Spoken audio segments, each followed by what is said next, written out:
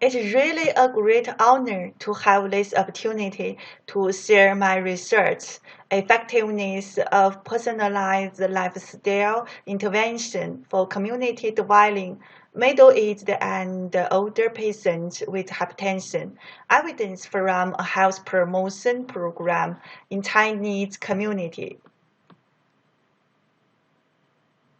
I'm Sun Ting. After graduating from Yanbian University to get a bachelor and a master degree, I have been worked in Bengbu Medical College for more than 10 years. In recent years, I devoted all my time and energy to community health promotion field. Now, let me give you some information about our project. In 2018, we started to work together with staffs of Hefei Institute of Physical Science, Chinese Academy of Sciences, to assess and interview local residents' lifestyle, including dietary habits, health-related behaviors, and physical activities. We have been set up 6 health corners in different community health centers in 3 cities of Anhui province. All these health corners are equipped with some apparatus and equipment as well as an intelligent health promotion system with which could form a lifestyle intelligentized advice based on the results assessed by this equipment, like body composition monitor, cardiovascular function detector, arterial stiffness detector, bone density detector, and other body function monitor devices.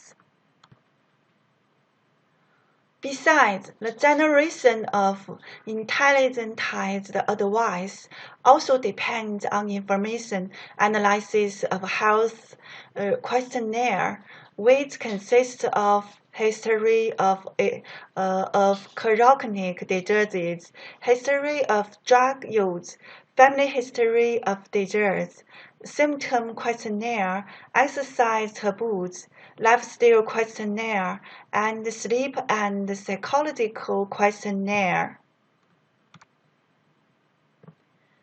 This is a psychological questionnaire, and we built a cloud platform where information from wearable devices like smart bracelets and numerous data from the health promotion system are collected and analyzed. Let us move on to the next slide. Just like it showed, this is the cloud platform logic screen.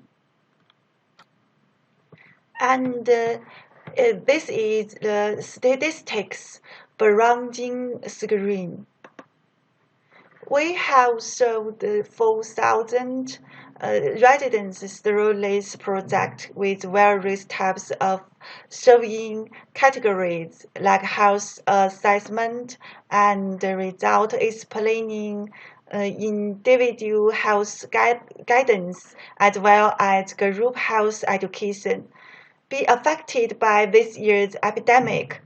Services were unavailable from January of last year to May of this year. Now everything is going very well.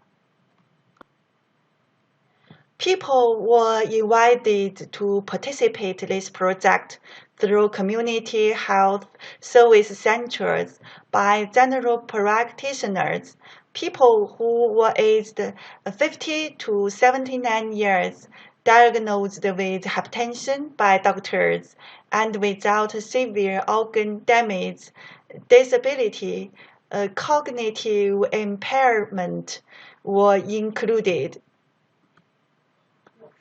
After removing participants who dropped out of research for various reasons, there were 122 people left. The mean age of participants was 67 years. 60% of female and 57% had a high school education or above. 84% were unemployed or retired, and 52% had family history of hypertension. Before being given personalized lifestyle intervention, subjects finished cardiovascular function, body composition, bone density assessments, physical fitness tests. I would like to take some examples to explain which parameters were assessed by which equipment. Body composition parameters were measured by using electrical impedance. Relevant analysis reports could be offered to the residents. Pulse wave was measured using an arterial stiffness detector, with which elasticity of blood vessel was assessed. After the assessment procedure, intelligentized and personalized advice was automatically generated, but there were less details included. The pieces of advice were like some general guidelines. As shown on the menu here, some dietary advice like taking appropriate amount of salt and oil was given. Of course, something about specific dietary advice was also provided.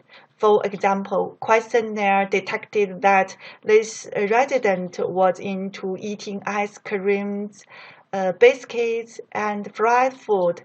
Then the intelligentized advice told him to reduce the intake of this food, but providing more details about how to achieve a dietary goal relied on researchers. For example, we followed this intelligentized advice, but gave more information about how to calculate a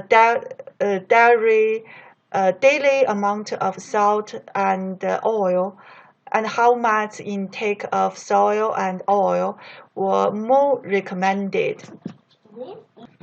In terms of physical activities, exercise prescriptions with colorful pictures and clear steps were given by this health promotion system. Researchers guided subjects using these personalized prescriptions. There was significant positive shift in number of participants in high salt and fat intake after the intervention. As the figure right shown, the most obvious change was that the percentage of these people decreased dramatically. Substantial differences were found in blood pressure.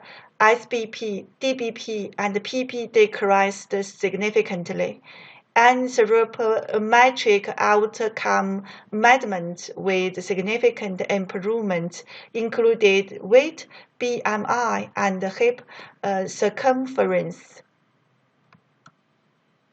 Encouraging results were achieved in dietary habits and health-related behavior, with significant changes in physical activity level and exercise habit.